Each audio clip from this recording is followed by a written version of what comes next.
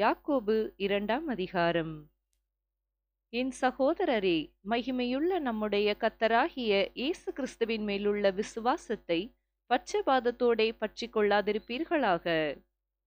ஏனெனில் பொன் மோதிரமும் மினுக்குள்ள வஸ்திரமும் தரித்திருக்கிற ஒரு மனுஷனும் கந்தையான வஸ்திரம் தரித்திருக்கிற ஒரு தரித்திரனும் உங்கள் ஆலயத்தில் வரும்போது, மினுக்குள்ள வஸ்திரம் தரித்தவனை கண்ணோக்கி, நீர் இந்த நல்ல இடத்தில் உட்காரும் என்றும், தரித்திரனை பார்த்து, நீ அங்கே நில்லு, அல்லது இங்கே என் பாதபடி அண்டையிலே உட்காரு என்றும் நீங்கள் சொன்னால், உங்களுக்குள்ளே பேதகம் பண்ணி தகாத சிந்தனைகளோடே நிதானிக்கிறவர்களாயிருப்பீர்கள் அல்லவா? என் பிரியமான சகோதரரே, கேளுங்கள். தேவன் இவ்வுலகத்தின் தரித்திரரை விசுவாசத்தில் ஐஸ்வர்யவான்களாகவும், தம்மிடத்தில் அன்பு கூறுகிறவர்களுக்கு தாம் வாக்குத்தத்தம் பண்ணின ராஜ்யத்தை சுதந்தரிக்கிறவர்களாகவும் தெரிந்து கொள்ளவில்லையா? நீங்களோ தரித்திரரை கனவீனம் பண்ணுகிறீர்கள். ஐஸ்வர்யவான்கள் அல்லவோ உங்களை ஒடுக்குகிறார்கள். அவர்கள் அல்லவோ உங்களை நியாயாசனங்களுக்கு முன்பாக இழுக்கிறார்கள். உங்களுக்கு தரிக்கப்பட்ட நல்ல நாமத்தை அவர்கள் அல்லவோ தூசிக்கிறார்கள். உன்னிடத்தில் நீ அன்பு கூறுகிறது போல பிறனிடத்திலும் அன்பு கூறுவாயாக என்று வேத வாக்கியம் சொல்லுகிற ராஜரீக பிரமாணத்தை நீங்கள் நிறைவேற்றினால் நன்மை செய்வீர்கள். பட்சபாதம் உள்ளவர்களாய் இருப்பீர்களானால் பாவம் செய்து மீறினவர்கள் என்று நியாயப்பிரமாணத்தால் தீர்க்கப்படுவீர்கள்.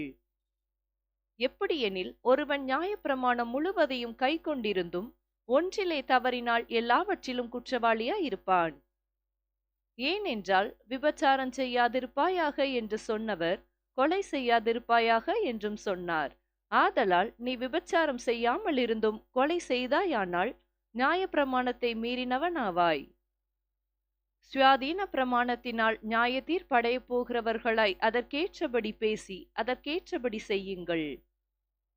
ஏனென்றால், இரக்கம் செய்யாதவனுக்கு இரக்கமில்லாத நியாய தீர்ப்பு கிடைக்கும். நியாய தீர்ப்புக்கு முன்பாக இரக்கம் மேன்மை பாராட்டும். என் சகோதரரே, ஒருவன் தனக்கு விசுவாசம் உண்டென்று சொல்லியும் கிரியைகள் இல்லாதவனானால் அவனுக்கு பிரயோஜனம் என்ன? அந்த விசுவாசம் அவனை இரட்சிக்குமோ?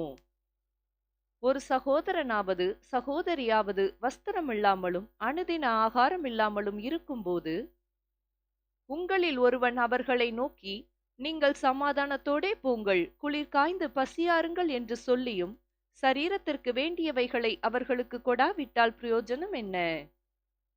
அப்படியே விசுவாசமும் கிரியைகள் இல்லாதிருந்தால் தன்னிலே தானே செத்ததாய் இருக்கும்.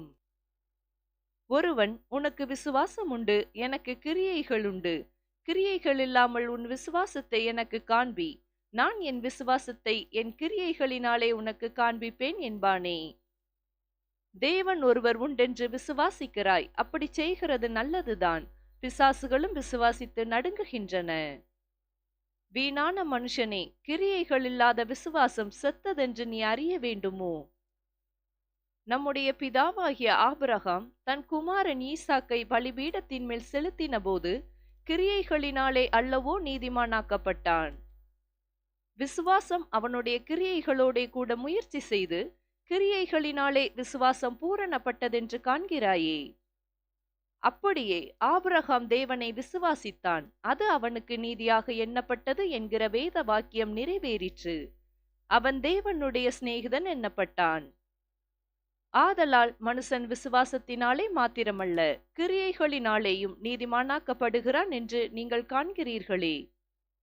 அந்தபடி ராகாப் என்னும் வேசியும் தூதர்களை ஏற்றுக்கொண்டு வேறு வழியாய் அனுப்பிவிட்ட போது கிரியைகளினாலே அல்லவோ நீதியுள்ளவளாக்கப்பட்டாள்.